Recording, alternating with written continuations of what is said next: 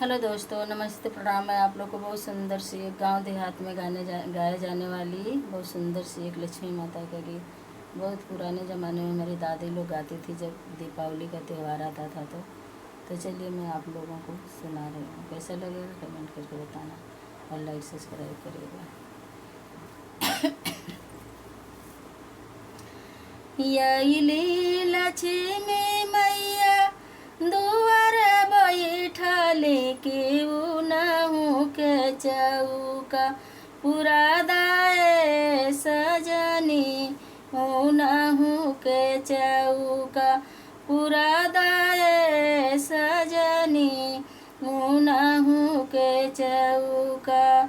यही लक्ष्मी मैया चौका चढ़ी बैठली केहू नहू कयासन लगा दरे सजनी नहू कयासन लगा दरे सजनी नहू कयासन। यही लक्ष्मी मैया आसन चढ़ी बैठली केहू नहू का भोगवा लगा दरे सजनी नहू का भोगवा लगा दरे सजनी नहू का भोगवा।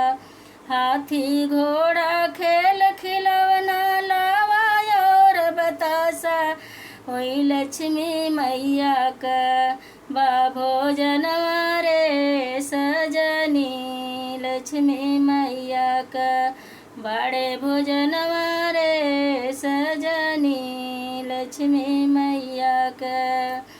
यही लक्ष्मी मैया दुआर बैठली केहू नहू के दियना जला दरे सजनी नहू के दियना जला दरे सजनी नहू के दियना।